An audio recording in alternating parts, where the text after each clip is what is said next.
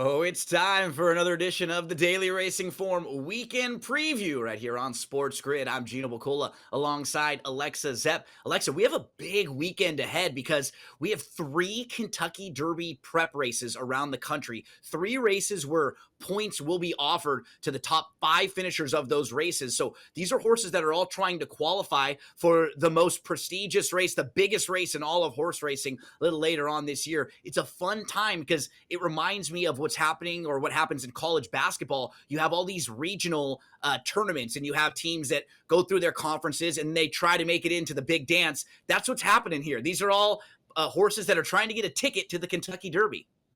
Yeah, it's exciting. You have ones you think are going to do really well that turn out to, kind of fade back, and then ones that come out of the blue who show up. It's an exciting time of the year for sure. Let's take a peek in at the current Kentucky Derby point standing list, if you can, before we actually look at the Holy Bull. So this is the setup right now, and we're actually going to see the number 1 man this weekend, Citizen Bull. He's going to be in the Bob Lewis out at Santa Anita. He'll be making his first start of 2025. We'll talk about him in our final segment. We'll talk about the Withers from Aqueduct in our second segment. But right now, let's get on into the Holy Bull over at Gulfstream Park. You and I were there live last weekend, and after a big weekend, it's not like they take a 1 week off. They go right back to having another big weekend of racing with the Holy Bull. And we start, Alexa, on the inside with kinetic control. So all of these races are offered with 20 points to the winner, 20 points to the winner, 10 points to the runner-up, 6 points to third, 4 to fourth, and then 2 to fifth. All you have to do is finish top 5, and you pick up a couple points. If you win one of these races, though, you're probably pretty close to being in. So this is Yeah. a big, big weekend. Just one win in one of these big races puts yourself in. What do you You think need about? like you Go need ahead. like 40-ish points, Yeah, to get a spot in the Derby usually. yeah. So you're halfway there if this is your first one that you've won. And some years you'll need a little more, a little less, just based on like horses that get hurt, how deep the field is, maybe a couple races where you'll have the same winner win and you won't have a lot of points distributed there. Not the biggest fields in the world, but I think of all 3 of them, we've got the most interesting one first, because I think there might be 3 or 4 different horses that could come out of this race that could be really, really strong horses. We start with Kinetic Control, who comes off of a win last time out. Took him 4 starts to break his maiden, but he was able to put it all together in that most recent race. It's not as if I have a problem with him overall. He's just going to face some tough foes in here and some horses to the outside of him that have other early speed.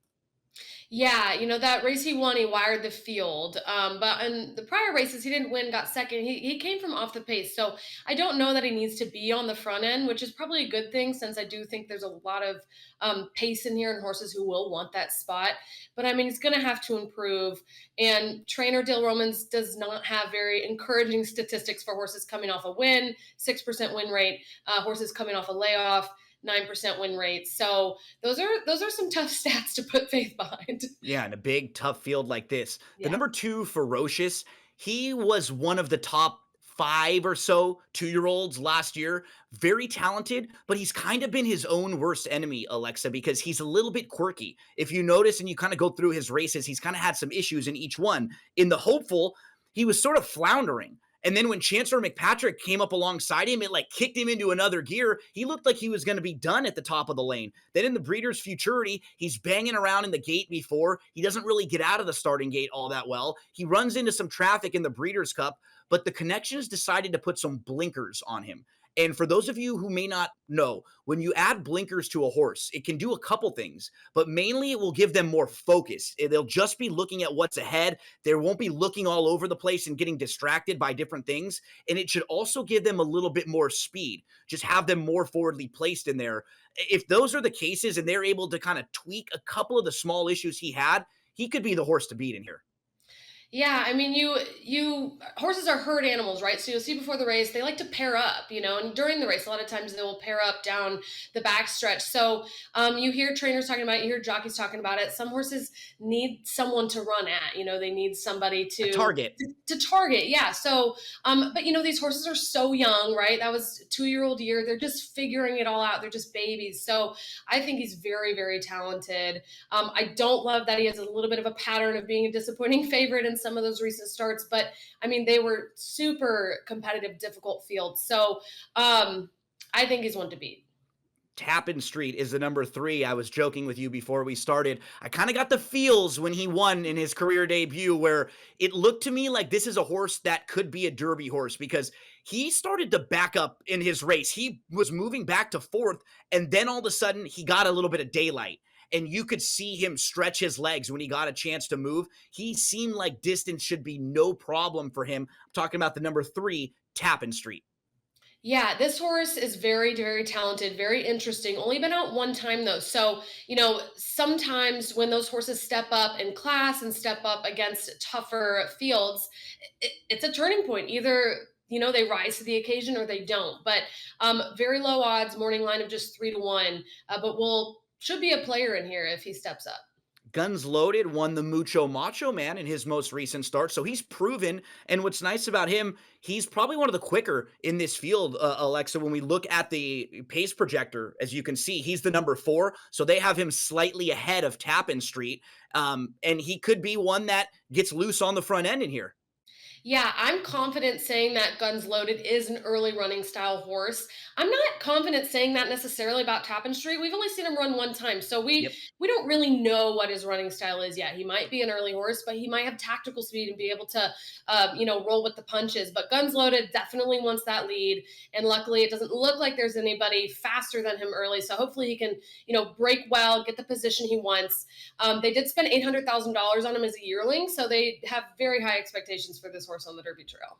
Irad Ortiz Jr. will be aboard. We move to the number 5. He's not joking. He's a grade 3 winner on the synthetic, but his only dirt start, it's hard to get a gauge because he completely missed the break and he was just behind. So they'll give him another shot on the dirt. And you'll see this a lot of times where at this point of the year, if you have a good horse on the turf or a good horse on the synthetic, sometimes you just take a shot and you see, is this the type of horse who can be in the Derby or in some of those Triple Crown races? You have to. I mean, I'm a horse Absolutely. owner. I manage them. I mean, this is what you this is what you're doing it for, right? You want to know Yep. if you have a champion and can run in a $5 million race in the most prestigious race in the world. So yeah, they're taking a shot. They're not joking about it. But like you said, he's a wild card in here because he had that really bad effort, but there was, shipping to a new location, new surface, all sorts of things at play, some traffic, some issues. So we really don't know if he hates the surface or if it was just a bad run. Final 2 horses in this field, probably horses that you can get from off the pace a little bit. Burning Glory is one where if they go fast up front, Alexa, he's probably the best of the closers. But that would kind of be my negative on him as well at Gulfstream Park because it's not the easiest place to try to come from way, way out of it. And we're not really sure how fast they'll be going in here early on, right? Guns Loaded could be there, but then maybe Tappan Street. I don't know if they're going to be lining up. So I think he'll pick up some pieces late, but I just don't know how fast they'll go early to set it up for him. I agree. I mean, I think that closing style is like advantageous from like a pace setup, but again, it's Gulfstream, so you don't want to be super far back. Has been in improving form, but the last race he won, none of those horses he beat that day have really come back to do anything super spectacular. But this is a Juddmonte homebred, and so for you, those who don't know, they're major players in horse racing, founded by the late Prince Khalid of Saudi Arabia. They've won best breeder, best owner many years. So they tend to have good horses.